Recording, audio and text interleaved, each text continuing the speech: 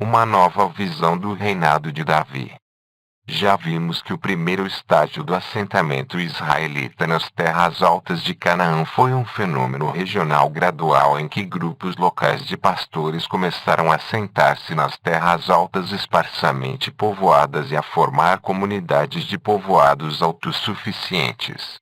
Com o tempo e com o crescimento da população das terras altas, novos povoados foram fundados em áreas anteriormente desocupadas, deslocando-se das estepes do leste e dos vales interioranos rumo aos nichos rochosos e escarpados das terras altas do oeste. Foi nesse estágio que começou o cultivo de oliveiras e vinhas, especialmente nas terras altas do norte. Com a crescente diversidade de lugares e colheitas produzidas pelos vários povoados por toda a região montanhosa, o antigo regime da autossuficiência não pôde ser mantido. Moradores de povoados que se concentraram no cultivo de pomares e vinhas necessariamente tiveram de trocar alguma coisa de sua produção excedente de vinho e azeite de oliva por produtos básicos como cereal. Com especialização surgiram as classes dos administradores e comerciantes, soldados profissionais e, por fim, reis. Padrões similares de assentamento nas terras altas e de estratificação social gradual foram postos à descoberta por arqueólogos que trabalharam no Jordão, na altura das antigas terras de Amon e Moabe. Um processo bastante uniforme de transformação social pode ter acontecido em muitas regiões altas do Levante, depois de estas terem sido libertadas do controle dos grandes impérios da Idade do Bronze ou dos reis das cidades-estado das Terras Baixas. Em uma época em que o mundo inteiro estava começando a reviver na Idade do Ferro, emergiram novos reinos que eram cautelosos em relação a seus vizinhos e aparentemente se demarcaram em relação aos demais por meio de costumes étnicos distintivos e do culto a divindades nacionais. Ainda assim, seu processo de especialização, organização e identidade grupal está muito longe de ser a formação de um vasto império. Conquistas extensas do tipo atribuída a Davi demandam enorme organização, mão de obra e armamento.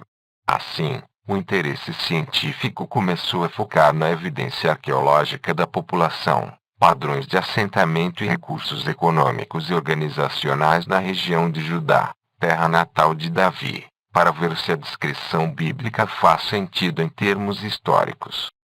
As recentes explorações arqueológicas nas terras altas ofereceram importantes novas evidências do caráter singular de Judá, que ocupa a parte sul das terras altas, estendendo-se aproximadamente para o sul a partir de Jerusalém até as orlas setentrionais do Neguev. Ele compõe uma unidade ambiental homogênea de terreno escarpado, vias de comunicação difícil e taxa pluviométrica magra e altamente imprevisível. Em contraste com a região montanhosa ao norte com seus vales largos e rotas terrestres naturais até as regiões vizinhas, Judá sempre teve um papel marginal no que se refere à agricultura e esteve isolado das regiões vizinhas por barreiras topográficas que o cercam por todos os lados, menos o norte. A leste e a sul, Judá faz fronteira com as zonas áridas do deserto de Judá e o Neguev, e a oeste na direção dos contrafortes férteis e prósperos da Cefelá e da planície costeira. A cordilheira central cai abruptamente. Viajando rumo ao oeste a partir de Hebron, é preciso descer mais de 1.300 pés por íngremes declives rochosos numa distância de apenas pouco mais de 3 milhas. Mais para o norte, a oeste de Jerusalém e Belém, o declive é mais moderado, mas é ainda mais difícil de atravessar porque compreende um conjunto de serras estreitas e compridas separadas por ravinas profundas. Hoje, o platô central plano que se estende de Jerusalém a Belém e a Hebron é cruzado por estradas e cultivado extensivamente. Porém, levou milênios de trabalho concentrado para limpar o terreno rochoso o suficiente para permitir essas atividades. Na Idade do Bronze e no início da Idade do Ferro, a área era rochosa e coberta com densos arbustos e florestas, com bem pouco terreno a descoberto acessível para campos agrícolas. Apenas um punhado de povoados permanentes foi estabelecido ali durante a época do assentamento israelita. O ambiente de Judá era bem mais adequado para grupos pastoris. O sistema de assentamento de Judá dos séculos 12 a 11 antes da Era Comum continuou a se desenvolver no século X. O número de povoados e seu tamanho foi crescendo gradualmente, mas a natureza do sistema não mudou drasticamente. A norte de Judá, extensos pomares e vinhedos cresciam nas encostas ocidentais das terras altas. Em Judá não cresciam devido à natureza proibitiva do terreno. Pelo que podemos ver com base nas explorações arqueológicas, Judá permaneceu relativamente sem população permanente, bastante isolado e bem à margem até depois da época presumida de Davi e Salomão, sem centros urbanos importantes e sem uma hierarquia pronunciada de aldeias, povoados e áreas urbanas. A procura de Jerusalém. A imagem de Jerusalém no tempo de Davi e muito mais no tempo de seu filho Salomão foi por séculos objeto de mitologia e romance.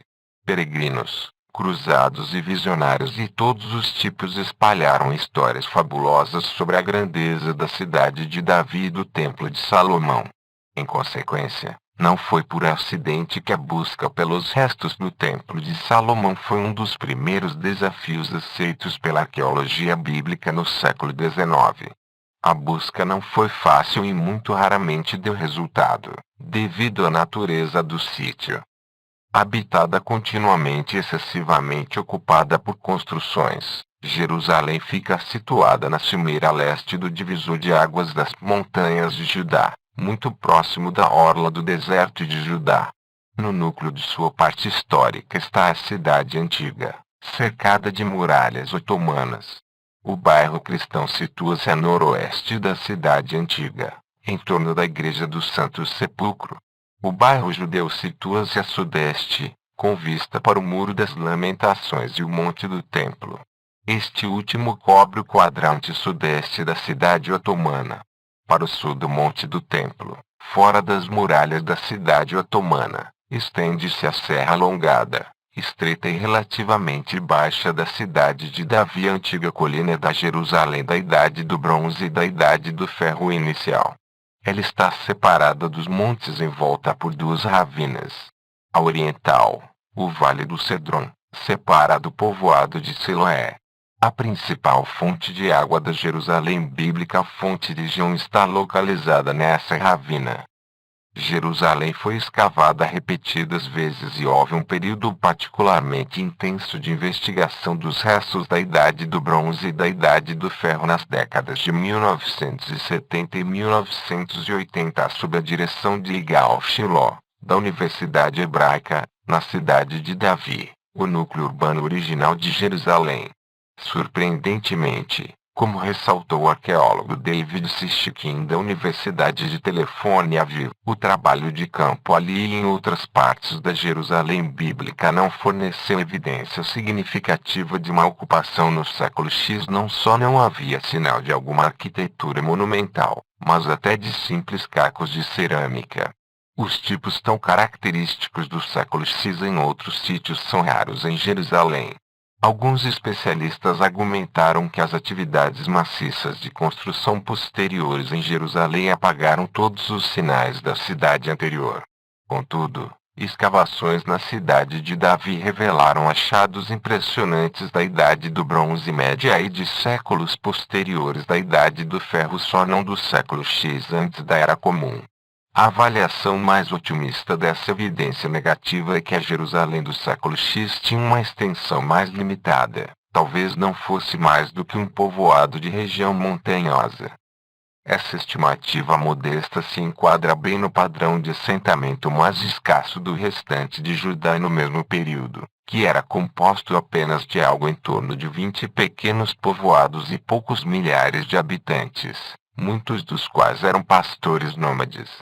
De fato, é extremamente improvável que essa região de Judá esparsamente habitada e o pequeno povoado de Jerusalém poderiam ter se tornado o centro de um grande império que se estendia do Mar Vermelho no sul até a Síria no norte.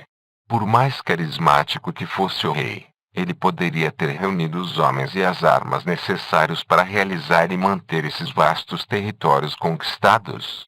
Não há absolutamente nenhum indício arqueológico da riqueza, mão de obra e nível de organização requeridos para sustentar grandes exércitos, mesmo que por períodos breves no campo.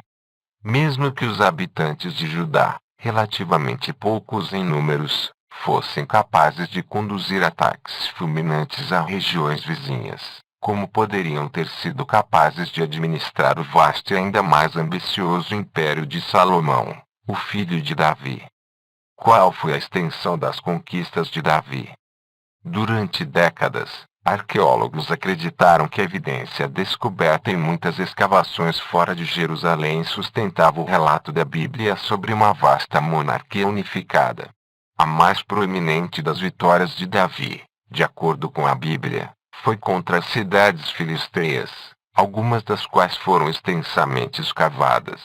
O primeiro livro de Samuel oferece muitos detalhes dos confrontos entre israelitas e filisteus, como os exércitos filisteus capturaram a Arca de Deus na Batalha de Ebenezer, como Saul e seu filho Jonatas morreram durante as guerras contra os filisteus, e, é claro, como o jovem Davi abateu Golias. Enquanto alguns dos detalhes dessas narrativas são claramente lendários, as descrições geográficas são bastante acuradas.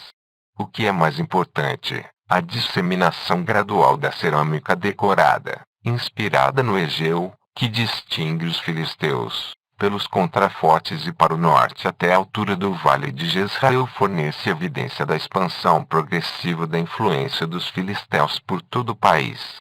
E quando se achou evidência de destruição em torno de 1000 antes da Era Comum de cidades das Terras Baixas, isso pareceu confirmar o alcance das conquistas de Davi. Um dos melhores exemplos dessa linha de raciocínio é o caso de Telefone-Casile, um pequeno sítio nos arredores a norte da moderna Telefone-Aviv, escavado pela primeira vez pelo arqueólogo bíblico e historiador israelense Benjamin Mazar em 1948 a 1950. Mazar pôs a descoberto uma próspera cidade filisteia, de resto desconhecida dos relatos bíblicos. O último extrato desse lugar, que continha cerâmica característica dos filisteus e tinha outras marcas da cultura filisteia, foi destruído a fogo. E mesmo sem haver referência específica na Bíblia a uma conquista dessa área por Davi, Mazar não hesitou em concluir que Davi arrasou o assentamento em suas guerras contra os filisteus.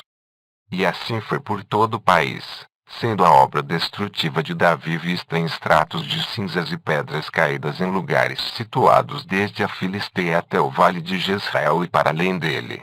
Em quase cada caso em que uma cidade com cultura cananeia ou filisteia for atacada, destruída ou mesmo remodelada, a causa foi atribuída às conquistas arrasadoras do rei Davi.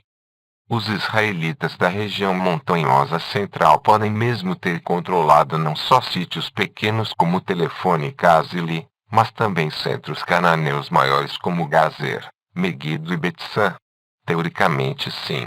Há alguns exemplos na história de gente do campo exercendo o controle sobre grandes cidades, especialmente em casos em que chefes militares ou líderes de foras da lei das terras altas usaram tanto a ameaça de violência quanto a promessa de proteção absoluta para assegurar tributos e profissões de lealdade dos fazendeiros e comerciantes das áreas urbanas das terras baixas. Porém, na maioria dos casos, não se tratou de conquistas militares propriamente ditas, nem do estabelecimento de um domínio formalizado, burocrático, e muito mais de um meio mais sutil de liderança em que um líder das terras altas ofereceu uma espécie de segurança a comunidades das terras baixas. Os estábulos, as cidades e os portões do rei Salomão. O debate não se concentrou na evidência das conquistas de Davi, mas, antes, em suas consequências. Salomão estabeleceu mesmo um reino glorioso sobre o reino conquistado por Davi, mesmo que jamais tenha sido identificado nenhum vestígio do templo e palácios salomônicos em Jerusalém. Havia muitos outros lugares para os especialistas verificarem. A narrativa bíblica descreve a reconstrução por Salomão das cidades de Megido, Hazor e Gazer, 1 Reis 9,15. Quando um daqueles sítios Megido foi escavado por uma expedição do Instituto Oriental da Universidade de Chicago, nas décadas de 1920 e 1930, alguns dos seus mais impressionantes achados da Idade do Ferro foram atribuídos a Salomão.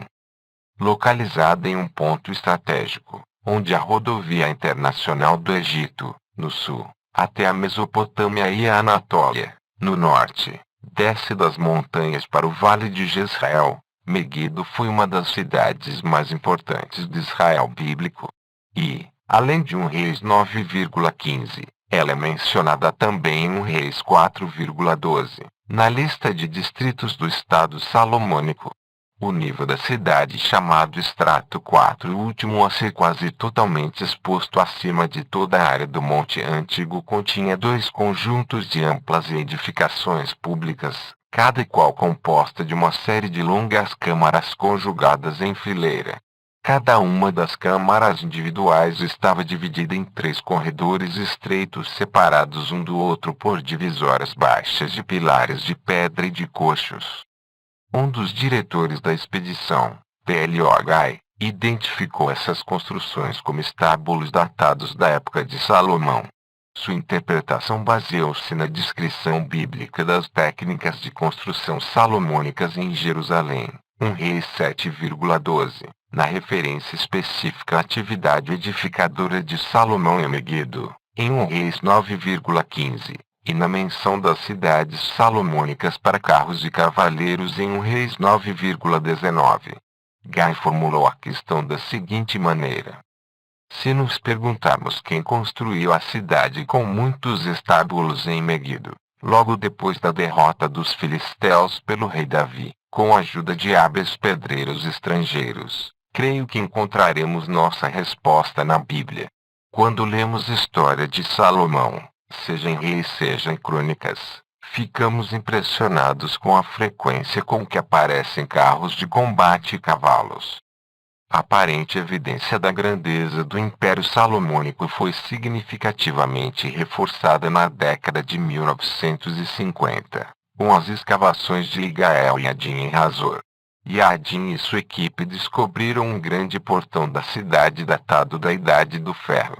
Ele tinha um plano peculiar. Havia uma torre e 3 câmaras em cada lado do portal, dando origem ao termo portão de 6 câmaras. Adin ficou estupefato. Um portão similar tanto em formato quanto em tamanho havia sido descoberto 20 anos antes pela equipe do Instituto Oriental em Megido. Talvez este não os estábulos tenha sido o sinal que denuncia a presença salomônica em toda a terra. Assim, Adin foi escavar Gazer, a terceira cidade mencionada em 1 Reis 9,15 como reconstruída por Salomão. Não o fez no campo, mas na biblioteca. Gazer havia sido escavada no início do século pelo arqueólogo britânico R.A.S. Macalister. Ao folhear os relatórios de Macalister, Adin ficou perplexo. Em um dos planos de uma construção que Macalister havia identificado como o Castelo Macabeu datado do século II antes da Era Comum, Adin pôde facilmente identificar os contornos de um dos lados de exatamente o mesmo tipo de estrutura do portão que havia sido encontrado em Megido e Hazor. Adin não hesitou mais. Ele argumentou que um arquiteto real vindo de Jerusalém desenhou um plano diretor para os portões das cidades salomônicas e que esse plano diretor foi então implementado nas províncias. Adin resumiu tudo nos seguintes termos: não há exemplo na história da arqueologia em que uma passagem tenha ajudado tanto a identificar e datar estruturas em muitos dos mais importantes teus escavados na Terra Santa quanto 1 Reis 9,15. Nossa decisão de atribuir aquele estrato, em Hazor, a Salomão baseou-se primeiramente na passagem de 1 Reis, na estratigrafia e na cerâmica. Porém, quando adicionalmente encontramos naquele estrato um portão de 6 câmaras e 2 torres conectado com a parede de uma casa-mata apresentando plano e medida idênticos ao do portão em Megido, tivemos certeza de ter identificado com êxito a cidade de Salomão. bom demais para ser verdade. Mas as descobertas salomônicas de Yadin ainda não tinham acabado. No início da década de 1960, ele foi a Meguido com uma pequena equipe de estudantes para aclarar a uniformidade dos portões salomônicos, que em Gazer e Hazor estavam conectados a uma fortificação em forma de casamata oca e somente em Meguido estavam ligados a uma parede sólida. Yadin tinha certeza de que os escavadores de Meguido haviam equivocadamente atribuído uma parede sólida ao portão e que não se deram conta de uma parede de casamata na base dela.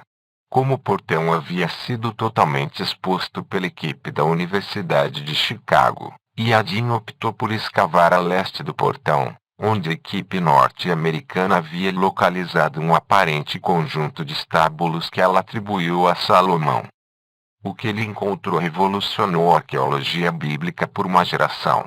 Debaixo dos estábulos Yadin achou os restos de um belo palácio medindo aproximadamente 6.000 pés quadrados e construído com grandes blocos de pedra lavrada, figura 24.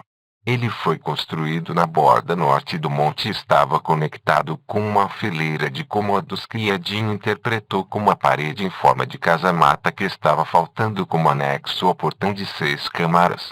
Um palácio um tanto similar, também construído com blocos de pedra com belos ornamentos, foi posto a descoberto pela equipe do Instituto Oriental no lado sul do monte e ele também estava debaixo da cidade dos estábulos.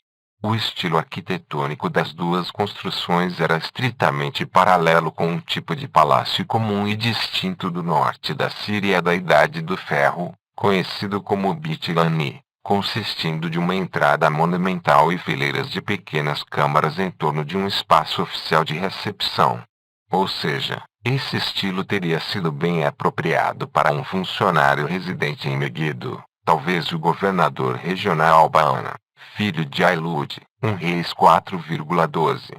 David Siskin, aluno de Yadin, logo estabeleceu a conexão dessas construções com Salomão, demonstrando que a descrição bíblica do palácio que Salomão construiu em Jerusalém combinava perfeitamente com a dos palácios de Meguido. A conclusão parecia inevitável. Os dois palácios e o portão representam a Meguido salomônica, enquanto os estábulos realmente pertenceram a uma cidade posterior, construída pelo rei Acabe do Reino do Norte de Israel no início do século IX antes da Era Comum. Esta última conclusão constituiu uma importante pedra angular na teoria de Yadin, na medida em que uma inscrição assíria do século IX descreve a grande força bélica do rei Acabe de Israel. Para Yadin e muitos outros, a arqueologia pareceu combinar mais do que nunca com a Bíblia.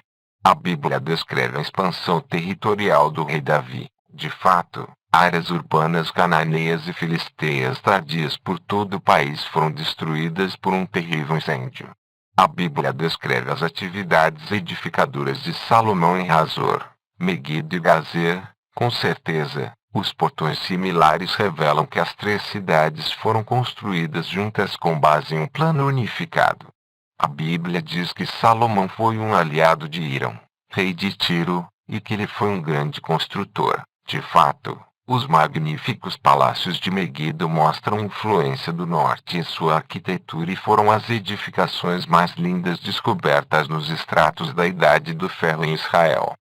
Por alguns anos, os portões de Salomão simbolizaram a base mais impressionante da arqueologia para a Bíblia. Contudo, questões básicas de lógica histórica acabaram minando seu significado. Em nenhum outro lugar daquela região desde a Turquia Oriental no norte, passando pela Síria Ocidental até a Transjordânia no sul, houve qualquer sinal de instituições monárquicas similarmente desenvolvidas ou de construções monumentais semelhantes no século X antes da Era Comum. Como vimos, Judá, a terra natal de Davi e Salomão, era visivelmente subdesenvolvida e não há nenhuma evidência de que a riqueza de um grande império tenha refluído para ele. E é um problema cronológico ainda mais perturbador, Os palácios Bitilani da Síria da Idade do Ferro, que supostamente teriam sido os protótipos dos palácios salomônicos em Megido, aparecem pela primeira vez na Síria no início do século IX antes da Era Comum, pelo menos meio século depois do tempo de Salomão. Como teria sido possível aos arquitetos de Salomão adotar um estilo arquitetônico que ainda não existia? Por fim, há a questão do contraste entre Megido e Jerusalém. Seria possível que um rei, tendo construído fabulosos palácios de pedra lavrada na cidade provincial, governasse a partir de um pequeno povoado remoto e subdesenvolvido? Ao fim e ao cabo, ficamos sabendo que evidência arqueológica para a vasta extensão das conquistas davídicas e a grandiosidade do reino salomônico foi resultado de datações seriamente equivocadas. Questões de datação. A identificação dos restos do período de Davi e Salomão e de fato dos reinados dos regentes que seguiram pelo século seguinte baseou-se em duas classes de evidências. O fim da cerâmica filisteia característica, datado de cerca de 1000 antes da Era Comum, foi estreitamente vinculado às conquistas de Davi. E a construção dos portões e palácios monumentais em Megido, Hazor e Gezero foi conectada com o reinado de Salomão. Nos últimos anos, as duas bases começaram a esfarelar-se. Em primeiro lugar, não temos mais certeza de que os estilos característicos da cerâmica filisteia não continuaram durante boa parte do século X bem depois da morte de Davi, o que os tornaria, em consequência, inúteis para datação, sem falar da verificação de suas supostas conquistas. Em segundo lugar, uma análise renovada dos estilos arquitetônicos e das formas de cerâmica nos famosos níveis salomônicos em Megido, Gezer e Hazor indicam que eles de fato datam do início do século IX antes da Era Comum, décadas após a morte de Salomão. A terceira classe de evidência, as técnicas laboratoriais mais precisas de datação pelo carbono 14 agora parecem encerrar o caso. Até recentemente era impossível usar a datação por radiocarbono para esses períodos relativamente modernos como a Idade do Ferro por causa de sua larga margem de probabilidade, com frequência estendendo-se por um século ou mais. Porém, refinamentos das técnicas de datação pelo carbono 14 reduziram muito a margem de incerteza. Uma quantidade de amostras dos principais sítios implicados no debate sobre o século X foram testadas e parecem corroborar a nova cronologia. O sítio de Megido, em particular, produziu algumas contradições chocantes com as interpretações aceitas. 15 amostras de madeira foram tiradas de grandes vigas de telhado que ruíram no terrível incêndio e na destruição atribuída a Davi. Dado que algumas das vigas poderiam ter sido usadas em construções anteriores, somente as datas mais recentes da série podem indicar com segurança quando as estruturas foram construídas. De fato, a maior parte das amostras é do século X, longo tempo depois de Davi. Os palácios atribuídos a Salomão, construídos 2 estratos acima dessa destruição, teriam sido bem posteriores. Essas datas foram confirmadas por testes em estratos paralelos situados em sítios proeminentes como Telefone e Dor, na costa do Mediterrâneo Teoadar, às margens do Mar da Galileia. Leituras esporádicas de vários outros sítios, bem menos conhecidos, como Enagite perto de Megido e Telefone Kinneret na costa norte do Mar da Galileia, também apoiam essa datação. Por fim, uma série de amostras da destruição de um extrato em Telefone perto de Betsan, que é contemporâneo da suposta cidade salomônica de Megido, resultou em datas próximas a meados do século IX, muito tempo depois de sua referida destruição pelo faraó Sesac em 926 antes da Era Comum. Em suma, a arqueologia se equivocou em um século na datação dos restos tanto davídicos quanto salomônicos.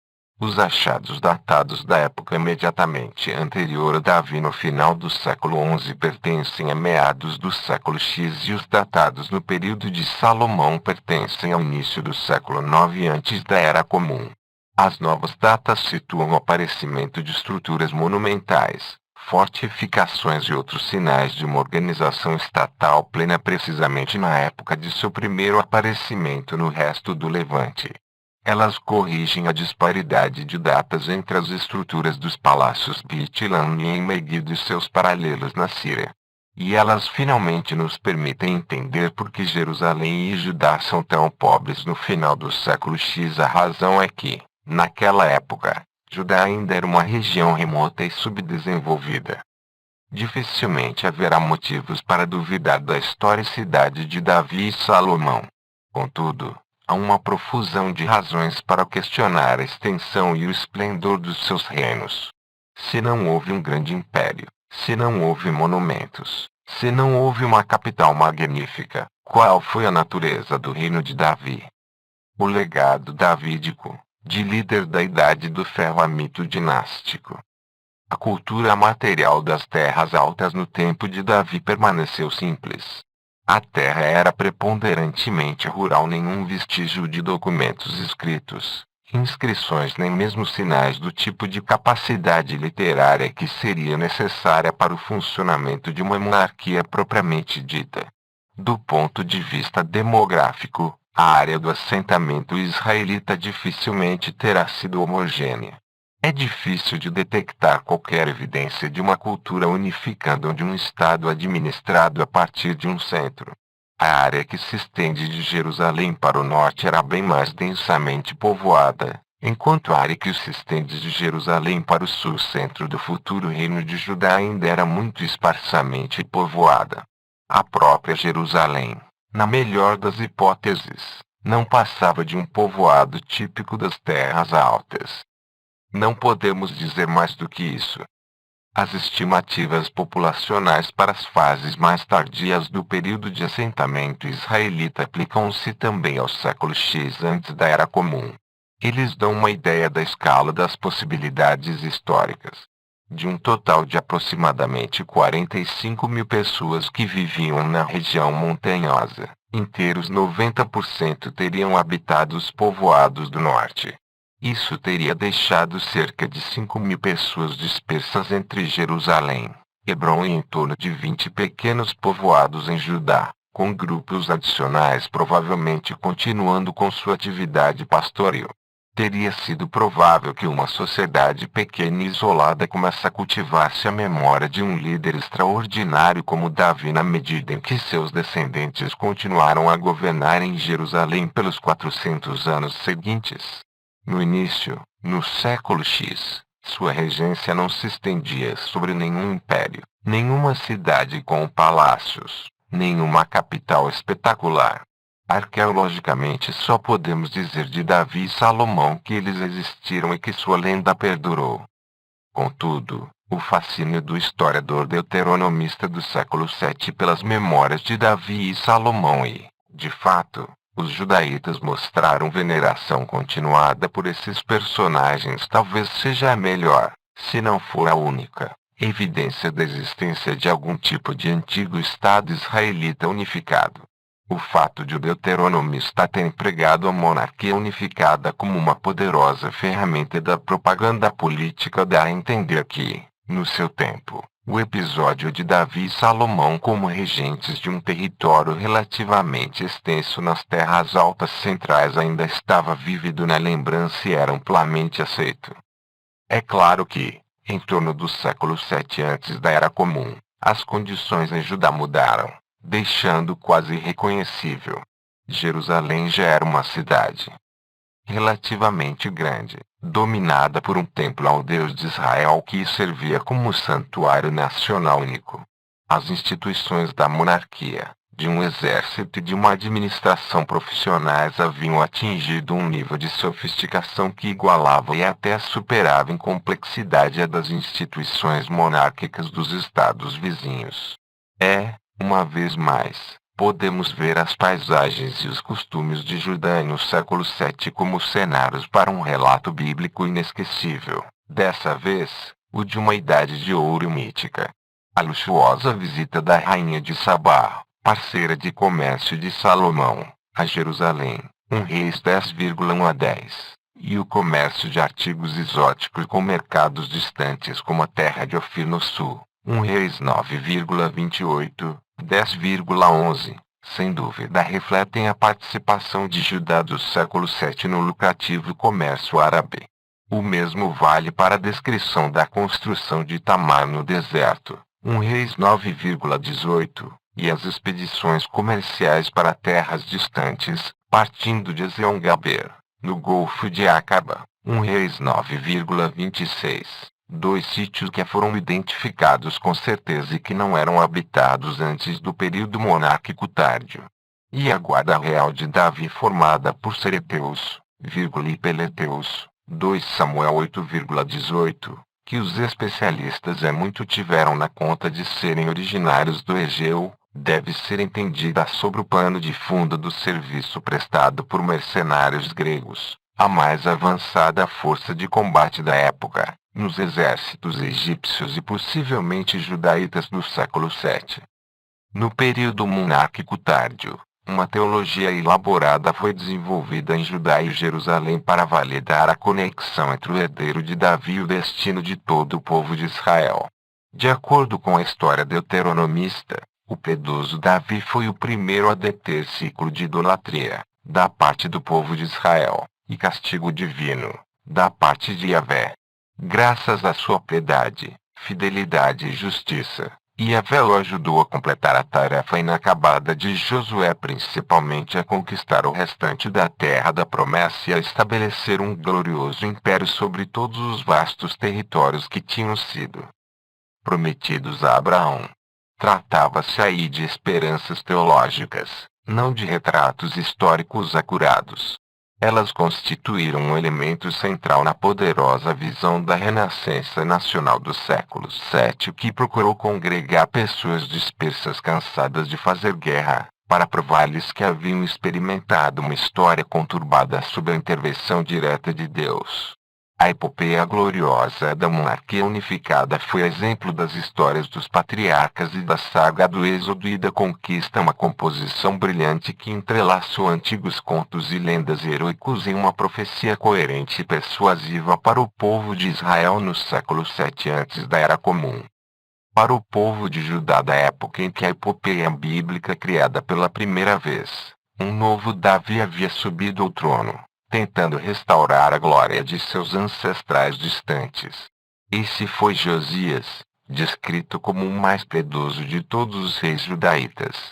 E Josias foi capaz de fazer a história recuar dos seus próprios dias até a época da lendária monarquia unificada, ao purificar Judá da abominação da idolatria introduzida em Jerusalém por Salomão com seu harém de esposas estrangeiras.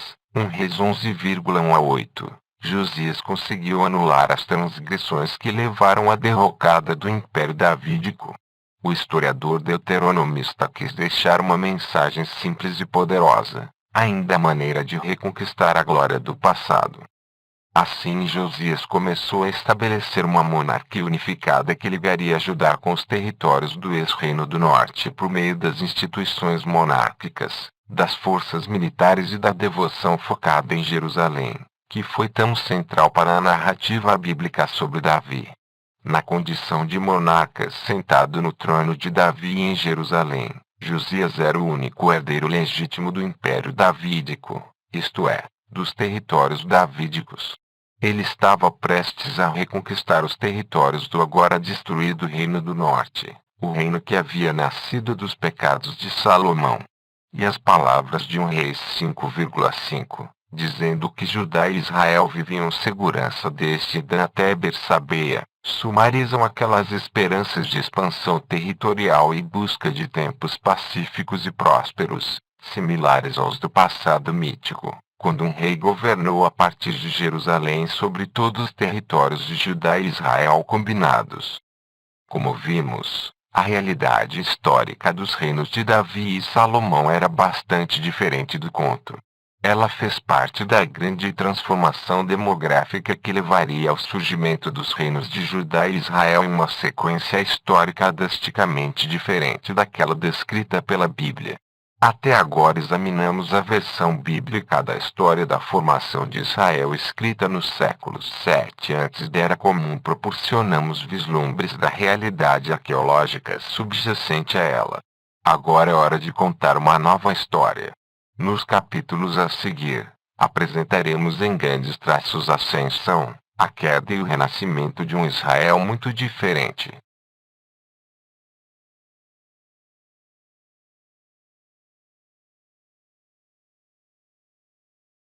Parte 2.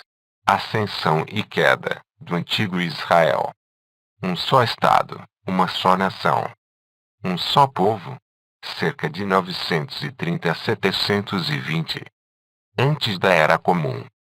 O curso da história de Israel informa-nos solenemente os livros dos reis desloca-se com inevitabilidade quase trágica da unidade para o cisma e do cisma para a catástrofe nacional. Após os gloriosos reinados de Davi e Salomão, quando todo Israel foi governado a partir de Jerusalém e experimentou um período de prosperidade e poder sem precedentes, as tribos da região montanhosa norte da Galileia, resistindo às exigências de impostos de Roboão, filho de Salomão, afastaram-se furiosas. Seguem-se 200 anos de divisão e ódio entre irmãos, com os reinados israelitas independentes de Israel no norte e de Judá no sul, intermitentemente prestes a saltar no pescoço um do outro. É uma história de divisão trágica e de violência e idolatria no Reino do Norte. Lá, de acordo com os relatos bíblicos, novos centros de culto foram fundados para competir com o Templo de Jerusalém. Novas dinastias israelitas do norte, rivais da casa de Davi, tomaram o poder uma após a outra mediante derramamento de sangue. Com o tempo os moradores do norte pagaram por sua pecaminosidade com a punição destruição definitiva do seu estado e com o exílio das 10 tribos do norte. Essa visão é central para a teologia da Bíblia e para a esperança bíblica de que, no final, Judá e Israel voltariam a unir-se sob a regência da dinastia davídica. Porém, ela simplesmente não é uma representação acurada da realidade histórica.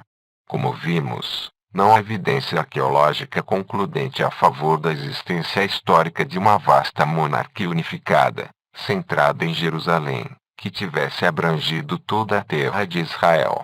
Pelo contrário, a evidência revela uma transformação demográfica complexa nas terras altas em que uma consciência étnica unificada só lentamente começou a tomar forma. E nesse ponto chegamos talvez a um choque mais perturbador entre os achados arqueológicos e a Bíblia. Se não houve êxodo nem conquista nem monarquia unificada, o que fazer com o desejo bíblico de unificação? O que fazer com a longa e difícil relação entre os reinos de Judá e Israel por quase 200 anos? Há boas razões para acreditar que eles sempre foram duas entidades distintas, sendo que o do sul sempre foi o mais pobre, mais fraco, mais rural, menos influente até atingir uma súbita e espetacular proeminência após a queda do reino do norte de Israel. Uma história de 12 tribos e 2 reinos. Na Bíblia, as tribos do norte são consistentemente descritas como fracassadas pusilânimes com uma acentuada tendência para cometer pecados.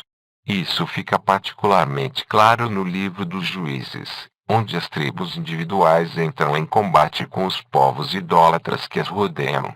Entre os descendentes dos 12 filhos de Jacó, somente as tribos de Judá e Simeão são bem-sucedidas em conquistar todos os enclaves cananeus situados na herança que lhes foi dada por Deus. Como resultado disso, no sul não restaram cananeus, não havia mulheres cananeias para casar ou ser influenciado por elas. Em relação às tribos do norte a história é diferente.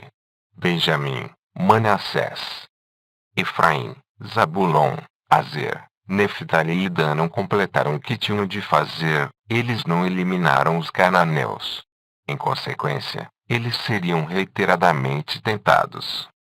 No texto não se fala de que as tribos do norte eram mais numerosas e ocuparam um vasto território, e certamente não é acidental que do primeiro rei de Israel, Saul, da tribo de Benjamim, Se diz que governou os territórios na parte norte das terras altas. Contudo, Saul violou as leis do culto e foi forçado ao suicídio depois que suas forças foram derrotadas pelos filisteus. Deus retirou sua bênção desse líder ungido do norte e os anciãos das tribos do norte aderiram devidamente a Davi, o fora da lei herói rei de Judá, e o proclamaram rei sobre todo Israel. Apesar da riqueza e força das tribos do norte, em um rei são descritas recebendo um tratamento não muito melhor do que o dispensado a súditos coloniais da parte de Salomão, o filho de Davi. As grandes capitais regionais e cidades armazém de Salomão, Gazer, Meguido e Hazor, foram construídas no meio delas e o povo do norte pagava impostos e era recrutado para projetos de obras públicas pelos supervisores designados por Salomão. Alguns dos moradores do norte, como Jeroboão, filho de Nabate, da tribo de Efraim, serviram na corte de Jerusalém em cargos de importância. Porém, Judá é descrito como a parte mais forte, que sujeitou as tribos do norte. Com a morte de Salomão e a ascensão ao trono de seu filho Roboão, os moradores do norte pleitearam uma redução de suas cargas. Porém, o arrogante Roboão desprezou a recomendação dos seus conselheiros moderados e respondeu aos moradores do norte com estas palavras que se tornaram famosas: Meu pai vos impôs um jugo pesado, mas eu tornarei ainda mais pesado. Meu pai vos castigou com chicotes, mas eu vos castigarei com chicotes de farpas. 1 Reis 12,14. A bandeira da rebelião foi desfraldada quando os moradores do norte acorreram ao brado da secessão. Todo o povo viu que o rei não os queria atender e por isso respondeu-lhe: Que é que nós temos a ver com Davi? Não somos herdeiros com o filho de Jessé. Volta para casa, Israel. Doravante cuida de tua própria casa, Davi. E Israel foi para sua casa. 1 Reis 12,16.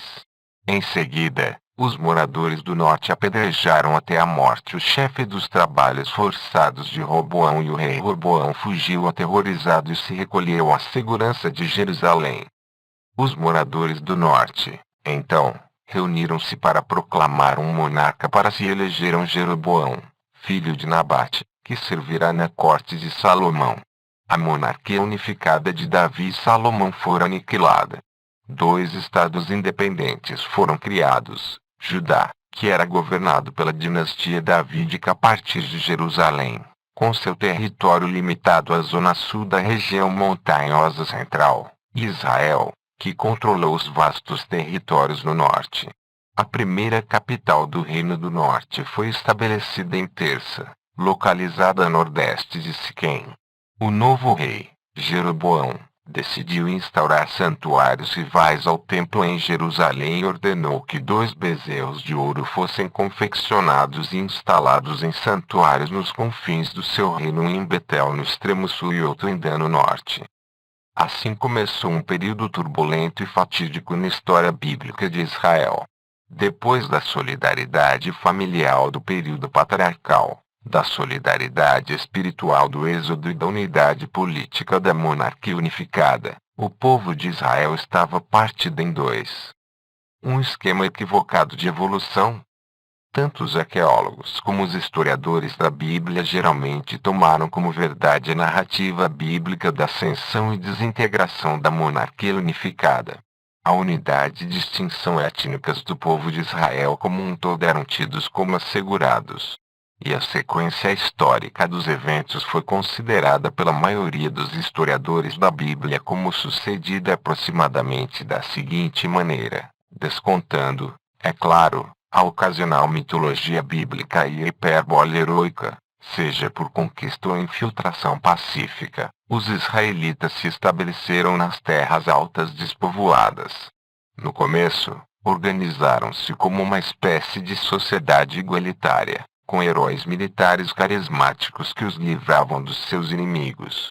Depois, principalmente por causa da ameaça filisteia, que era muito mais perigosa do que as demais ameaças locais, eles optaram por uma monarquia, formaram um exército forte e se expandiram até estabelecer um formidável império sob Davi e Salomão.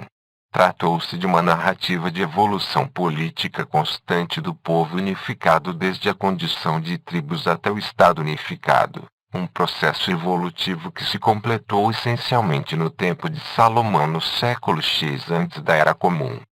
O rompimento da monarquia unificada foi visto, em consequência, como um pós-fácil infeliz à história que já havia completado seu curso.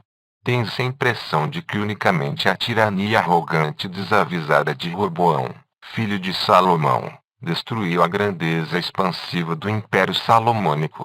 Essa visão da monarquia unida e de sua queda pareceu ser confirmada pelos achados arqueológicos. Os especialistas acreditaram que a construção das grandes cidades salomônicas com seus portões e palácios era evidência inquestionável de um Estado plenamente desenvolvido em torno do século X antes da Era Comum e do controle sobre o norte exercido por Jerusalém com mão de ferro. Em torno da década de 1980, mesmo que a compreensão do período inicial da história israelita tenha se tornado um pouco mais nuançada, foi dado como certo que a monarquia unificada de Davi, Salomão e seu súbito rompimento foram fatos históricos. Ao delinear a história subsequente dos dois estados-irmãos, Judá e Israel, os especialistas seguiram quase literalmente a história bíblica, a maioria deles presumindo que os dois estados sucessores compartilhavam um nível quase idêntico de organização política e complexidade. Já que tanto Judá quanto Israel tinham suas origens na monarquia plenamente desenvolvida de Salomão, os dois herdaram instituições estatais plenamente desenvolvidas, ou seja, corte, administração fiscal e força militar. Como resultado disso, acreditava-se que os dois reinos independentes rivalizaram um com o outro, combateram um ao outro e ajudaram um ao outro, de acordo com as circunstâncias políticas mutantes na região, mas sempre em termos mais ou menos iguais. É claro que apareceram certas diferenças regionais. Porém, a maioria dos especialistas concluiu que o restante da história dos reinos israelitas foi de crescimento populacional, construção intensa e guerra, mas não houve mais nenhum desenvolvimento social drástico. Agora esse quadro amplamente aceito parece estar errado. Norte contra Sul por milênios. As intensas explorações arqueológicas na região montanhosa central na década de 1980 abriram novas perspectivas para compreender o caráter e as origens dos dois estados das Terras Altas, Judá e Israel. Essas novas perspectivas diferiram drasticamente dos relatos bíblicos. As explorações mostraram que o aparecimento dos israelitas nas terras altas de Canaã não foi um evento único, mas de fato apenas um em uma série de oscilações demográficas que poderiam ser rastreadas por milênios. Em cada uma das duas ondas de assentamento anteriores na Idade do Bronze inicial, cerca de 3.500 a 2.200 antes da Era Comum, e na Idade do Bronze Média, cerca de 2.000 a 1.550 antes da Era Comum, a população nativa das terras altas trocou a vida pastoril pela agricultura sazonal, por povoados permanentes, por economias complexas nas terras altas, de um modo surpreendentemente similar ao processo de assentamento israelita na Idade do Ferro I, 1150-900 antes da Era Comum. Porém, ainda mais surpreendente foi que as explorações, e a informação histórica fragmentária, indicaram que, em cada onda de assentamento nas terras altas, sempre pareceu haver duas sociedades distintas nas terras altas, a do norte e a do sul, ocupando mais ou menos as áreas dos posteriores reinos de Judá e Israel. Um mapa dos sítios das terras altas da Idade do Bronze inicial, por exemplo, mostra claramente dois sistemas diferentes de assentamento regional, com uma linha divisória entre eles passando aproximadamente entre o Siquim e Jerusalém, um limite que mais tarde demarcaria a fronteira entre Israel e Judá. Como o posterior reino de Israel, o sistema de assentamento do norte era denso e possuía uma hierarquia complexa de sítios grandes, médios e pequenos, todos bastante dependentes da agricultura estabelecida. A região sul, como o posterior reino de Judá, era mais esparsamente povoada, principalmente em sítios pequenos, sem tal variedade de tamanhos. No sul também há uma quantidade relativamente grande de sítios arqueológicos que contam apenas com cacos de cerâmica espalhados, em vez de construções permanentes. Isso indicou uma população significativa de grupos pastoris migratórios. Cada uma das regiões norte e sul foi dominada por um único centro que aparentemente foi o foco da centralização política e econômica regional e talvez também das práticas religiosas regionais. No sul, na Idade do Bronze Inicial, foi o grande sítio chamado Khirbet Eititeu, a cidade bíblica de Ai, localizada a nordeste de Jerusalém. Ele compreendeu uma área de cerca de 25 acres, o que representou bem um quinto de toda a área construída da região montanhosa do sul. Suas impressionantes fortificações e o templo monumental sublinhavam seu status destacado no sul amplamente rural e pastoril. No norte havia poucos sítios centrais, mas havia um que era dominante, Teu El-Fará, situado perto de uma abundante fonte de água fresca e protegendo a estrada principal que o descia para o Vale do Jordão. Parece ter controlado as ricas terras agrícolas da região. Não é mera coincidência como veremos que essa cidade, mais tarde conhecida como a Terça Bíblica, tenha sido a primeira capital do Reino do Norte de Israel. Na subsequente Idade do Bronze Média, a onda de assentamento nas terras altas apresentou exatamente as mesmas características. Havia bem poucos sítios de assentamento permanente no sul, a maior parte deles minúsculos, e havia grande quantidade de grupos pastoris, o que é evidenciado por seus cemitérios isolados, sem relação com sítios sedentários. O norte era bem mais densamente povoado, e a quantidade de agricultores assentados era proporcionalmente muito maior do que a de pastores.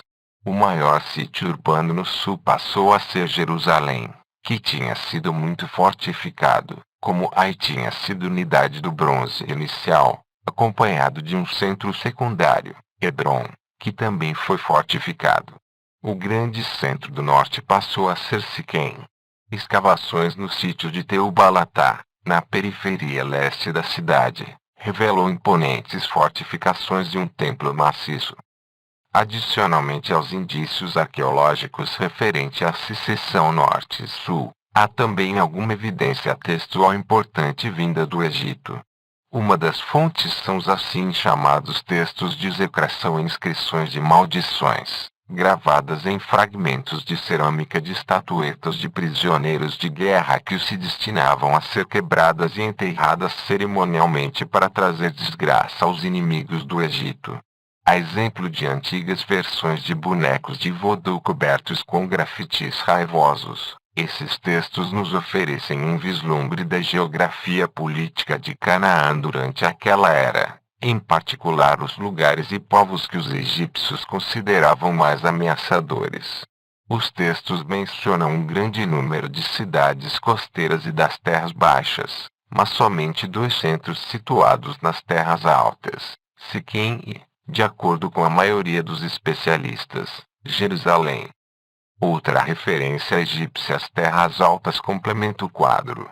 Trata-se de uma inscrição que registra as expedições de um general egípcio chamado Qausebek, que comandou uma campanha militar egípcia às terras altas de Canaã no século XIX antes da Era Comum. A inscrição se refere à terra em vez de cidade, de Siquém e menciona Siquém paralelamente a retendo um dos nomes egípcios para toda a terra de Canaã. Isso parece indicar que já no início do 2º milênio antes da Era Comum, Siquém, um dos centros mais importantes do Reino de Israel, foi o eixo de uma grande entidade territorial. Não temos nenhuma informação textual sobre os territórios do sul na Idade do Bronze Média, mas há informação abundante sobre sua extensão no período seguinte à Idade do Bronze Tardia. As cartas de Teoeomarna do século XIV antes da Era Comum confirmam a divisão da região montanhosa central entre 2 cidades-estado ou de fato entre 2 estados territoriais, Siquém e Jerusalém. Certa quantidade de cartas se refere nominalmente a regentes dessas duas cidades-estado, um rei chamado Abdieba que reinou em Jerusalém e um rei chamado Labael que reinou em Siquém, cada um dos quais controlou territórios de cerca de 1000 milhas quadradas. Estas foram as áreas mais vastas dominadas por um só governante local, porque nessa época a planície costeira e os vales cananeus estavam divididos em muitas cidades-estado minúsculas, cada uma dominando um pequeno território com uma população relativamente densa. Apesar de as unidades políticas nas terras altas serem mais extensas, sua população era muito menor. Siquém e Jerusalém, Israel e Judá, sempre foram territórios distintos e concorrentes. E havia boas razões para as diferenças entre eles. Norte e Sul ocuparam zonas ambientais drasticamente diferentes. Dois mundos nas terras altas. À primeira vista, as terras altas entre o Vale de Jezreel e o Vale de Betsabeia parecem formar um bloco geográfico homogêneo. Porém, os detalhes ambientais e topográficos oferecem um quadro muito diferente. O norte e o sul têm ecossistemas distintos que se diferenciam em quase todos os aspectos: topografia, formações rochosas, clima, cobertura vegetal e potenciais recursos econômicos. Judá sempre foi a parte mais remota da região montanhosa, isolado por barreiras topográficas e climáticas. Em contraste, a parte norte das terras altas consistiu em uma miscelânea de vales férteis acomodados entre encostas montanhosas adjacentes. Alguns desses vales ofereciam terra cultivável fértil em quantidade suficiente para sustentar os habitantes de vários povoados. Tratava-se, portanto, de uma região relativamente produtiva, na qual os vales interiores e a terra da orla leste que margeia o deserto era destinada principalmente ao cultivo de grãos, enquanto nas áreas montanhosas cultivavam-se oliveiras e videiras.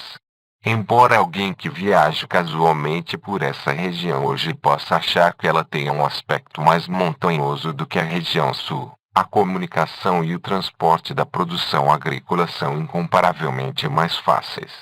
As encostas na direção oeste são muito menos íngremes e, de fato, facilitam mais do que obstruem a passagem que desce até as cidades da planície costeira do Mediterrâneo.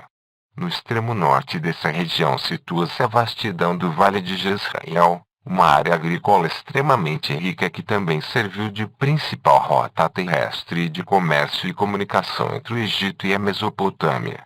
No leste, a área da estepe desértica era menos árida e menos acidentada do que mais para o sul, possibilitando uma movimentação relativamente desimpedida de gente e mercadorias entre a Serra Central, o Vale do Jordão e as terras altas situadas a leste, na Transjordânia. Qualquer unidade territorial que surgiu nas terras altas do norte detinha um potencial econômico muito maior do que as que surgiam no sul. Ainda assim, o processo básico de assentamento em terras altas nas duas regiões foi similar à mudança do pastoreio e do cultivo agrícola sazonal para uma dependência cada vez maior da agricultura especializada. O norte tinha mais recursos e um ambiente mais rico para explorar. Nos estágios iniciais de cada onda de assentamento, quando a maior parte da população das terras altas esteve concentrada nas orlas orientais da estepe e nos vales orientais das terras altas, manteve-se uma economia equilibrada, essencialmente autossuficiente. Cada comunidade reunida em povoados fornecia seu próprio suprimento tanto de colheitas agrícolas quanto de produtos animais. Porém, quando a pressão populacional e a tentação de oportunidades econômicas forçou uma expansão para o extremo oeste da região montanhosa, os moradores do norte tiveram uma vantagem destacada. Eles foram capazes de desenvolver uma economia mais especializada e sofisticada porque as encostas ocidentais da região montanhosa norte eram menos íngremes e rochosas do que as que ficavam no sul e bem mais adequadas para o cultivo de olivais e vinhedos em pequenas parcelas sobre terraços feitos nas encostas. A especialização inicial em cultivo de oliveiras e vinhas encorajou o desenvolvimento da tecnologia para processar eficientemente esses produtos em forma de azeite e vinho.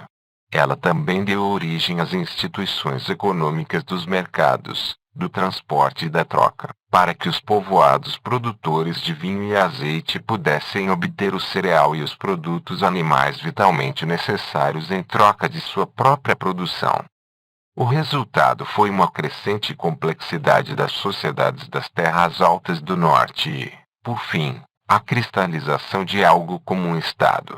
O comércio de exportação para os povos das terras baixas e, mais importante ainda, para os mercados nas grandes cidades do Egito e para os portos da costa fenícia levaram a um avanço ainda maior. Tanto é que, no início da Idade do Ferro, as terras altas do norte estavam prontas para se tornarem mais ricas e mais populosas do que as terras altas do sul, formação estatal no mundo bíblico. A evolução das terras altas de Canaã até se tornarem duas unidades políticas distintas deveu-se a um desenvolvimento natural. Não há nenhuma evidência arqueológica de que essa situação de norte e sul, separados, tem origem em uma unidade política anterior, particularmente uma centrada no sul. Nos séculos X e IX antes da Era Comum, Judá ainda estava muito esparsamente habitada, com uma quantidade limitada de povoados, que de fato não eram mais de 20 ou algo em torno disso. Há boas razões para acreditar, tanto a partir da estrutura clânica distinta quanto dos achados arqueológicos em Judá, que o segmento pastoril da população ainda era significativo naquela região.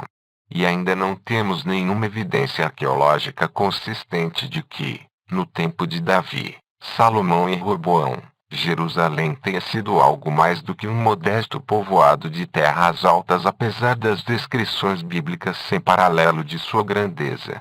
Na mesma época, a metade norte das terras altas, essencialmente os territórios que alegadamente romperam com a monarquia unificada, estava densamente ocupada por dúzias de sítios, com um sistema de assentamento bem desenvolvido que incluiu grandes centros regionais, povoados de todos os tamanhos e pequenas aldeias. Em termos simples, enquanto Judá ainda estava economicamente à margem, atrasado, Israel estava em franco crescimento. De fato, Israel estava a caminho de estatização plenamente desenvolvida, o que ocorreria poucas décadas depois do presumido fim da monarquia unificada, por volta de 900 antes da Era Comum. Por plenamente desenvolvida entendemos um território governado por um mecanismo burocrático, que se manifesta na estratificação social que pode ser constatada na distribuição de artigos de luxo, grandes projetos de construção, atividade econômica próspera, incluindo o comércio com regiões vizinhas e um sistema de assentamento plenamente desenvolvido. Em Israel, centros administrativos regionais desenvolveram-se no início do século IX. Eles eram fortificados e dotados de palácios trabalhados, construídos com blocos de pedra lavrada e decorados com capitéis de pedra. Os melhores exemplos foram encontrados em Meguido, Jezreel e Samaria. Contudo, no sul, as obras em pedra lavrada e os capitéis de pedra aparecem somente no século VII antes da Era Comum, em proporções menores, mostrando menos influência estrangeira e mais baixa qualidade de construção. Há também uma grande diferença no formato e desenvolvimento das capitais. Samaria, a capital do Reino do Norte, foi estabelecida como um grande centro de governo palaciano já no século IX. Jerusalém chegaria à urbanização plena somente no final do século VIII. Adicionalmente, em Israel, a indústria de azeite de oliva estava desenvolvida já no século IX. Em Judá, no entanto, a produção de azeite de oliva passou do formato doméstico privado e local para o de indústria estatal somente no século VII antes da Era Comum. Por fim, deveríamos examinar a história de ocupação das terras altas, de acordo com a qual o norte foi ocupado bem antes de Judá e atingiu taxas populacionais muito mais altas.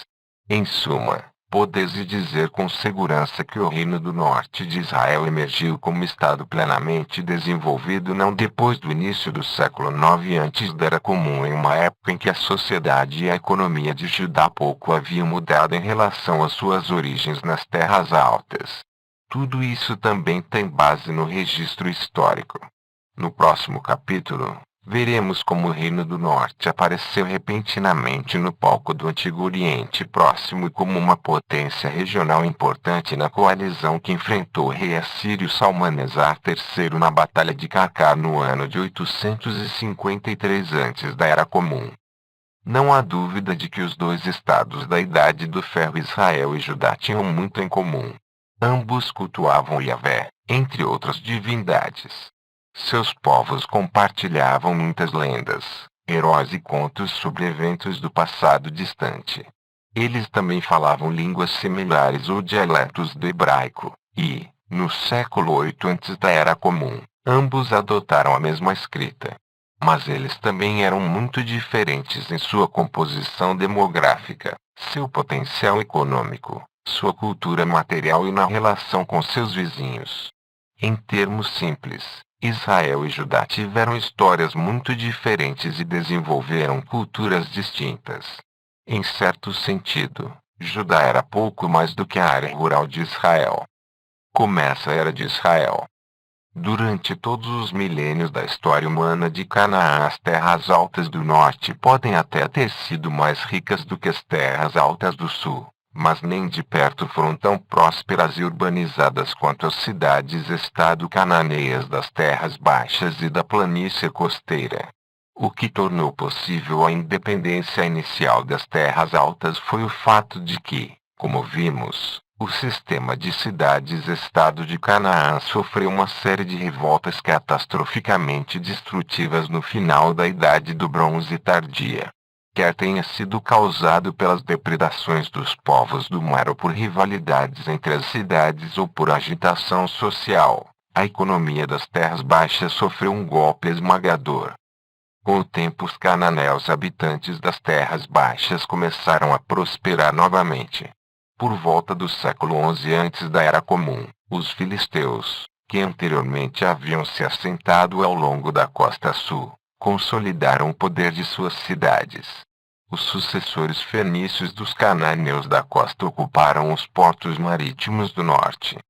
Nos vales do norte, enquanto os sítios principais como Megido foram destruídos no curso do século XII antes da Era Comum, a vida no restante da área rural menos urbanizada prosseguiu sem interrupção. Depois de algumas décadas de abandono, até os sítios maiores voltaram a ser ocupados, aparentemente pela mesma população, os habitantes cananeus locais das terras baixas, e alguns dos centros cananeus mais importantes se recuperaram e continuaram bem até o século X antes da Era Comum. Megido é um bom exemplo desse processo. Poucas décadas depois da destruição da cidade da Idade do Bronze Tardia com seu palácio elaborado, o assentamento no mesmo sítio foi retomado em termos mais modestos. Mas algumas décadas depois há sinais significativos de construção e crescimento populacional, a ponto de Megido tornar-se, uma vez mais, uma cidade considerável, chamada de Strato Via, com quase todas as características da cultura cananeia anterior. Os estilos de cerâmica se parecem com os do século XII antes da Era Comum. O plano da cidade é semelhante em tamanho e disposição ao da última cidade do Bronze Tardio em Megido, e, o mais importante, o templo cananeu ainda estava em atividade.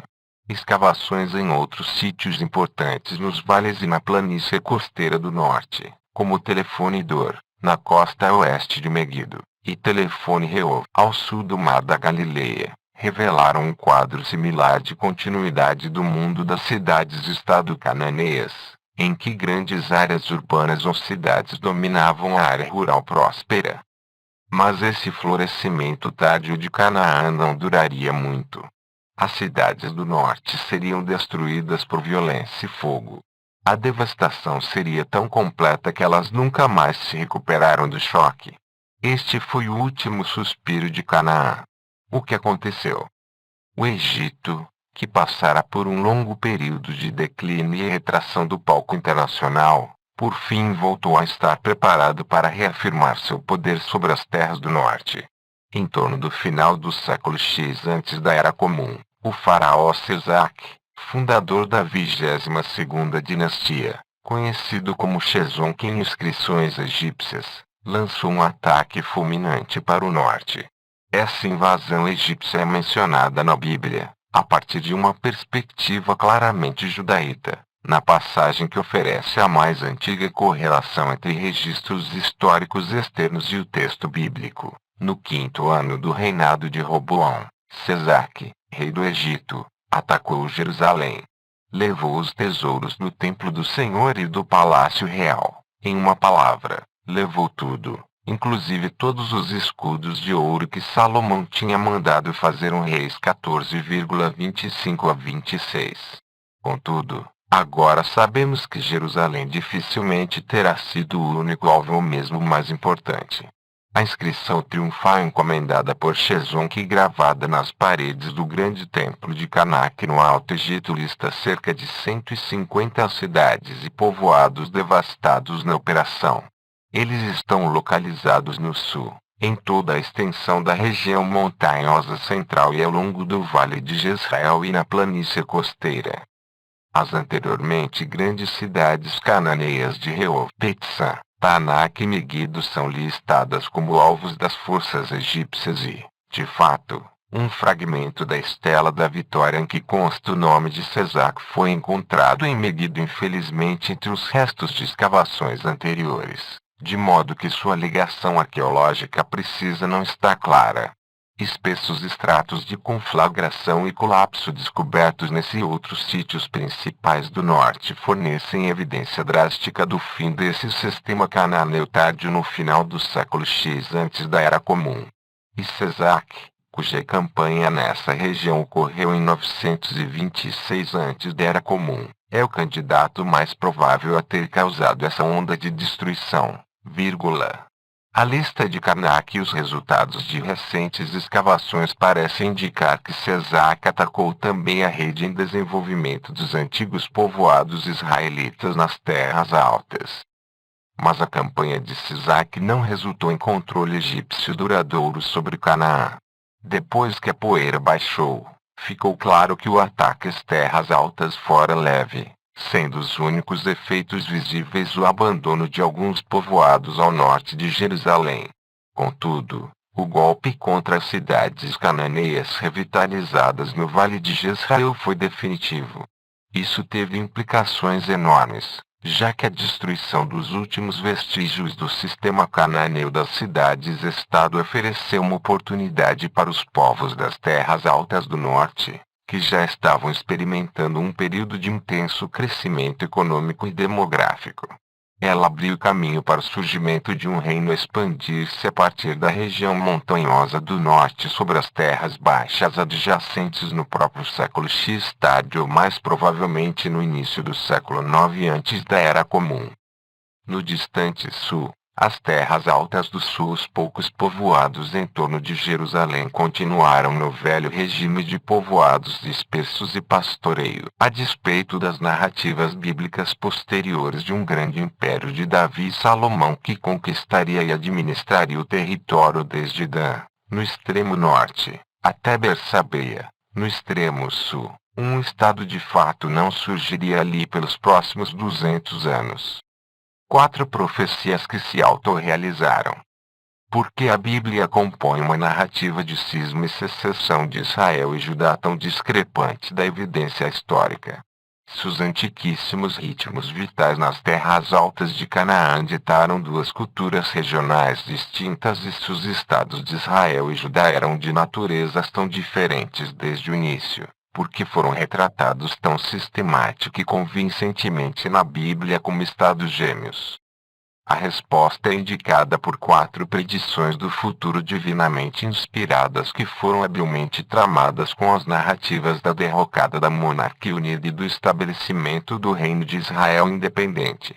Esses oráculos escritos na forma de comunicação direta entre Deus e certa quantidade de profetas representam os esforços de uma geração tardia de intérpretes judaítas para explicar as reviravoltas inesperadas da história. O povo de Judá acreditava que Deus havia prometido a Davi que sua dinastia permaneceria segura para sempre e ficaria sediada em Jerusalém. Contudo, por séculos Judá ficou à sombra de Israel, cujos reis deram pouca atenção a Jerusalém. Como foi acontecer isso? A narrativa bíblica põe a culpa diretamente na conta da infidelidade religiosa de um rei judaíta. E ela promete que a divisão de Israel em dois reinos rivais seria apenas uma punição temporária pelos pecados de um membro mais velho da dinastia davídica divinamente abençoada. A primeira profecia culpa sem rodeios as transgressões pessoais de Salomão, filho de Davi, pelo rompimento da unidade de Israel. Embora Salomão tenha sido retratado como um dos maiores reis de todos os tempos, sábio e rico, que governou do Eufrates até as fronteiras do Egito, ele também foi um pecador que acolheu mulheres estrangeiras como esposas em seu harém real, precisamente o tipo de ligações que Yahvé proibira estritamente aos israelitas, para que os casamentos com mulheres idólatras não desviassem seus corações para o culto a outros deuses. E é precisamente isso que a Bíblia relata. Quando Salomão ficou velho, suas mulheres desviaram seu coração para deuses estranhos, de modo que seu coração já não pertenceu integralmente ao Senhor seu Deus, ao contrário de seu pai Davi. Salomão foi atrás de Astarte, deusa dos Sidônios, e de Milcom, abominação dos Amonitas. Assim Salomão praticou o que desagrada ao Senhor, não prestando ao Senhor obediência integral como seu pai Davi. Então Salomão construiu um santuário para Camus, abominação dos Moabitas, no monte que está diante de Jerusalém, e para Milcom, abominação dos Amonitas. Fez a mesma coisa para todas as mulheres estrangeiras, elas queimavam incenso e ofereciam sacrifícios aos seus deuses. 1 Reis 11,4-8. Portanto, a punição era inevitável para o herdeiro davídico que não prestou ao Senhor obediência integral como seu pai Davi. Em consequência, Yahvé disse para Salomão: já que sabias isto e assim mesmo não observaste a aliança e as leis que te impus, vou arrancar de ti o reino para entregá-lo a um dos teus servos. Mas, em atenção ao teu pai Davi, não o farei durante a tua vida. Só o arrancarei da mão do teu filho. Contudo, não arrancarei todo o reino, deixarei ao teu filho uma tribo em atenção ao servo Davi e Jerusalém que escolhi. 1 Reis 11,11-13. Assim, a promessa original feita a Davi foi comprometida mas não inteiramente suspensa pelo pecado de Salomão. A segunda profecia trataria do servo de Salomão que reinaria em lugar de Davi. Este foi Jeroboão, o filho de Nabate, um efraimita que serviu na administração salomônica com o encargo de recrutar mão de obra entre as tribos do norte. Certo dia, ao deixar Jerusalém, ele foi confrontado pelo profeta Aías de Silo, que rasgou a roupa que estava vestindo em 12 pedaços e entregou 10 deles a Jeroboão. A profecia de Aías foi drástica e fatídica. Toma para ti 10 pedaços, pois assim fala o Senhor Deus de Israel, eis que farei em pedaços e arrancarei da mão de Salomão o reino e te darei as 10 tribos. Só uma tribo ficará para ele em atenção ao meu servo Davi em consideração à cidade de Jerusalém que escolhi dentre todas as tribos de Israel. Isto porque me abandonaram e se prostraram diante de Astarte, deusa dos Sidônios, Camus, deus dos Moabitas, e Milcom, deus dos Amonitas, mas não andaram nos meus caminhos, não praticaram o que me agrada e não observaram as minhas leis e os meus decretos, como os guardou seu pai Davi. Mas não tirarei todo o reino da sua mão. Em atenção ao seu pai Davi, a quem escolhi, e que guardou os meus mandamentos e as minhas leis, eu o manterei como Senhor enquanto viver. É da mão de seu filho que tirarei o reino e darei a ti as 10 tribos. Mas a seu filho darei uma tribo, para que meu servo Davi tenha sempre uma lâmpada em minha presença, na cidade de Jerusalém que escolhi para nela fixar o meu nome. Mas eu te escolho para que sejas rei de tudo quanto o teu coração desejar, para que sejas rei de Israel. Se obedeceres a todas as minhas ordens e andares nos meus caminhos, praticando o que me agrada, praticando as minhas leis e os meus mandamentos, como fez o meu servo Davi, então estarei contigo, construirei para ti uma casa estável, como a construí para Davi, e te entregarei Israel. Vou humilhar a descendência de Davi por causa disso, mas não para sempre. No Reis 11,31 a 39.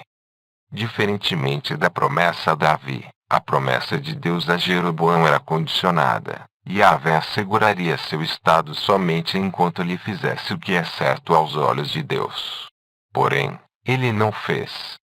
Jeroboão fortificou-se na região montanhosa de Efraim, e lá fixou residência. Depois saiu de lá e fortificou Fanuel. Jeroboão pensou, como estão as coisas, o reino bem poderia voltar à casa de Davi. Se este povo continuar subindo para oferecer sacrifícios no templo do Senhor em Jerusalém, seu coração acabará por se voltar para o seu senhor Roboão, rei de Judá. Eles me matarão e voltarão para Roboão, rei de Judá. Depois de refletir bastante, o rei mandou fazer 2 bezerros de ouro e disse ao povo: basta de subir a Jerusalém. Israel, aqui tens os deuses que te tiraram do Egito. Em seguida, colocou um bezerro em Betel e outro em Dan. Esta medida foi causa de pecado para Israel, e o povo em peregrinação diante de um dos bezerros até Dan. Reis 12,25 a 30. O recém-entronizado rei Jeroboão logo recebeu uma visão chocante do seu destino. Em meio à cerimônia cultica junto ao santuário do bezerro de ouro em Betel, durante um festival de outono provavelmente destinado a desviar a atenção dos peregrinos das celebrações em Jerusalém, Jeroboão foi confrontado no altar por um personagem profético identificado no texto bíblico apenas como um homem de Deus. Por ordem do Senhor, um homem de Deus, proveniente de Judá, chegou a Betel quando Jeroboão estava de pé no altar, para queimar incenso. Por ordem do Senhor, o profeta lançou este grito contra o altar: altar, altar. Assim fala o Senhor: eis que nascerá um filho à casa de Davi, e seu nome será Josias. Ele imolará sobre ti os sacerdotes dos santuários das alturas que sobre ti ofereceram incenso, e ossos humanos serão queimados sobre ti. Reis 13,1 a 2. Esta é uma profecia sem paralelo, porque o homem de Deus revelou o nome de um rei específico de Judá que, 3 séculos mais tarde, ordenaria a destruição daquele santuário, matando seus sacerdotes e profanando o altar com seus restos. É algo como ler a história da escravidão escrita na América colonial do século XVII, em que consta uma passagem predizendo o nascimento de Martin Luther King. E isso não é tudo. Jeroboão ficou profundamente abalado pela profecia e logo depois seu filho Abias caiu doente. A esposa de Jeroboão rumou imediatamente até o velho centro cultico de Silo para entrevistar-se com o profeta Aías, o mesmo profeta que havia predito que Jeroboão logo reinaria sobre as tribos do norte. Aías não encontrou palavras de reafirmação para a mãe preocupada. Em vez disso, ele proferiu a 4ª profecia, uma das mais assustadoras contidas na Bíblia. Vai dizer a Jeroboão: assim fala o Senhor Deus de Israel: eu te exaltei do meio do povo e te estabeleci como chefe do meu povo Israel. Arranquei a realeza casa de Davi para entregá-la a ti. Entretanto, não foste como meu servo Davi, que guardou os meus mandamentos e me seguiu de todo o coração, praticando só o que me agrada. Agiste pior do que todos os teus predecessores. Fizeste para ti deuses estranhos e estátuas de metal fundido, para me irritar, atirando-me atrás das costas. Por isso vou trazer desgraças para a casa de Jeroboão, exterminando-lhe em Israel todas as pessoas do sexo masculino, escravos e livres. Varrerei a casa de Jeroboão como se varre a sujeira, até desaparecer completamente. Os membros da família de Jeroboão que morrerem na cidade serão devorados pelos cães, E os que morrerem no campo serão comidos pelas aves do céu, pois o Senhor falou. Tu, porém, levanta-te e vai para casa. Quando puseres os pés na cidade, um menino morrerá. Todo Israel fará luto por ele e o sepultarão. Com efeito, ele será o único membro da família de Jeroboão a ser posto numa sepultura, porque de toda a casa de Jeroboão somente nele encontrou-se algo de bom para o Senhor Deus de Israel. O Senhor fará surgir para Israel um rei que exterminar a casa de Jeroboão. Isto é para hoje. O que digo? É para agora mesmo. O Senhor golpeará Israel, de modo que balançará como o caniço nas águas. Ele os arrancará deste belo país que deu a seus pais e os dispersará para além do rio Eufrates, porque fizeram os seus azerim, suas estacas sagradas, irritando o Senhor. Ele abandonará Israel por causa dos pecados que Jeroboão cometeu e levou Israel a cometer Reis 14,7 a 16. A precisão da profecia mais antiga do homem de Deus denunciar em que ela foi escrita. O rei davídico Josias, que conquistou e destruiu o altar de Betel, viveu no final do século 7 antes da Era Comum. Porque uma narrativa que sucedeu no final do século X antes da Era Comum precisou introduzir um personagem de um futuro tão distante. Qual é a razão para descrever o que fará um rei justo chamado Josias? A resposta é a mesma que propusemos ao explicar porque as narrativas dos patriarcas, do êxodo e da conquista de Canaã contêm alusões ao século 7 em profusão. O fato inescapável é que os livros dos reis são um fervoroso argumento religioso escrito no século 7 antes da Era Comum tanto quanto são obras de história. Naquela época, o reino de Israel já era uma lembrança difusa, suas cidades destruídas e grande quantidade dos seus habitantes deportados para os rincões mais distantes do Império Assírio. Porém, nesse meio tempo, Judá havia prosperado e desenvolver ambições territoriais, alegando ser o único herdeiro legítimo dos extensos territórios de Israel. A ideologia e teologia do historiador monarquista posterior foi fundada sobre vários pilares, sendo um dos mais importantes a ideia de que o culto israelita deve ser totalmente centralizado no Templo de Jerusalém. O centro de culto rival do norte em Betel, que não ficava tão longe de Jerusalém, deve ter sido visto como uma ameaça já antes da destruição do Reino do Norte. Pior ainda, ele ainda estava ativo no início do século 7, provavelmente atraindo pessoas que viviam nos territórios do ex-Reino do Norte, a maior parte delas israelitas que não foram para o exílio. Ele representava uma perigosa concorrência às ambições políticas, territoriais e teológicas de Judá nos dias do rei Josias. E a inevitabilidade da queda de Israel e do triunfo de Josias tornou-se um tema central no relato bíblico. Um relato mais cauteloso. Essas são as razões pelas quais, ao longo da descrição da história do Reino do Norte, o historiador deuteronomista transmite ao leitor uma mensagem dual, um tanto contraditória. Por um lado, ele descreve Judá e Israel como estados irmãos, por outro, ele explicita um forte antagonismo entre eles. A ambição de Josias foi expandir para o norte e apoderar-se dos territórios nas terras altas que pertenceram ao Reino do Norte. Assim, a Bíblia apoia essa ambição explicando que o Reino do Norte foi estabelecido nos territórios da monarquia unificada de cunho mítico, que reinava a partir de Jerusalém, que se tratou de um estado israelita irmão, que seu povo era formado por israelitas que deveriam cultuar em Jerusalém, que os israelitas ainda vivendo nesses territórios devem voltar sua atenção para Jerusalém, e que Josias, o herdeiro do trono davídico e da promessa eterna de Yahvé a Davi, é o único herdeiro legítimo dos territórios do Israel derrotado.